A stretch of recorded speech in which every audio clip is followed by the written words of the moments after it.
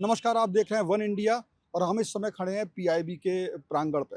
लेकिन एक यहाँ पर कई सवाल पूछे गए और एक सवाल पूछा गया ये कि जो किराना हिल्स हैं पाकिस्तान के अंदर, वो उनका परमाणु स्थल है या न्यूक्लियर साइट है, उसको क्या भारत ने हिट किया? ये सवाल ऐसा था जिसका जवाब मिलना आसान नहीं था और इसके बारे में कई तरह की अफवाह फैली फैली हुई, इसीलिए शायद पत्रकारों ने सवाल किया। जी। क्या आप सोचते हैं इस बारे में पंकज जी, अब क्या हो सकता है ये? देखिए, सबसे पहली बात तो ये है कि एयर मार्शल भारती ने ये सबसे पहले जब एक पत्रकार ने पूछा कि इस तरह की मीडिया रिपोर्ट चल रही हैं, विजुअल्स भी आ रहे हैं कि किराना हिल्स में एक उसके 6 गेट्स जो होते हैं, उनमें से एक गेट पर एक मिसाइल हमला किया गया है। तो इस पर जो एयर मार्शल भारती ने कहा कि नहीं, हमें ऐसी कोई जानकारी नहीं है, ना ही हमारा कोई न्यूक्लियर इंस्टॉलेशन हमारे टारगेट पर था।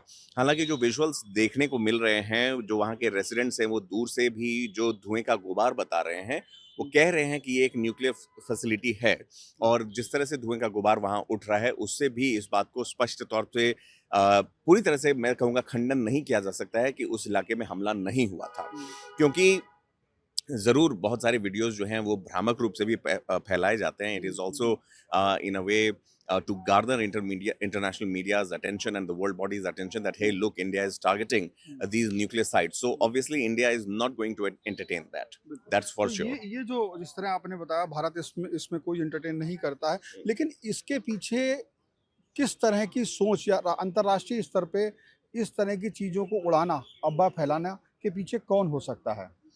देखिए, सबसे पहली बात तो ये है कि ये जो परसेप्शन की लड़ाई जो पाकिस्तान खेल रहा है और जो वन अपमैनशिप वो मीडिया के थ्रू दिखाना चाह रहा है और अपने लोगों को कन्विंस करना चाह रहा है, उसमें शुरू से हम देख रहे हैं बहावलपुर के जो टेरर कैंप और मदरसों पर जो हमले हुए हैं, उसको न सिर्फ पाकिस्तान बल्कि इंटरनेशनल मीडिया भी एक सहमति जताते हुए दिखा रहा है कि यहाँ देखिए छोटे बच्चे थे, यहाँ महिलाएँ थीं, यहाँ बुज़ुर्ग थे, जो प्रेयर करते थे। लेकिन हम सब जानते हैं in fact in the heart of the hearts even Pakistan also knows that we have hit the exact बिल्कुल, टारगेट बिल्कुल, क्योंकि हम व्हिच वाज़ द लोगों ने टेरर जो फैक्ट्री। टारगेट किए थे वो बिल्कुल सटीक, हमारी एक तो था बिल्कुल सटीक निशाना था और ये इंटरनेशनल मीडिया पर भी ये बात हुई है। जी। कल भी मैं कई जो शशि थरूर है कांग्रेस के नेता, उनका भी इंटरव्यू एक सीएनएन पर देख रहा था। हुँ, वहाँ पर भी बात चली और वहाँ के एंकर ने भी इस बात को माना था और उनके पास भी ज़ाहिर-सी बात रिपोर्ट होगी कि भारत का जो निशाना था 9 जो ठिकाने थे हुँ। आतंकियों के, बिल्कुल सटीक थे। यानी कि हमारा प्रॉपर उसके लिए हमने इन्वेस्टिगेट किया था, समझा था, बनाया था, हमें कोऑर्डिनेट्स मिले हुए थे, हुँ, तब हुँ। क्या? तो भारत का ये हमला धोखे से भी हुआ नहीं हो सकता है ना न्यूक्लियर पे?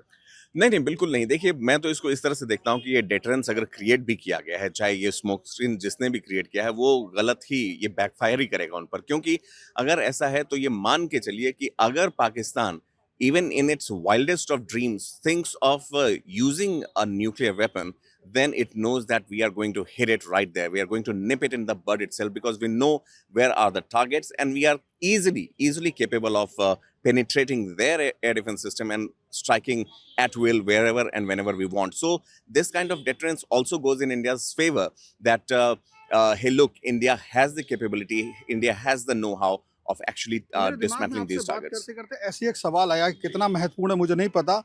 क्या इसकी आड़ में पाकिस्तान कोई किसी तरह का परमाणु परीक्षण कर सकता है?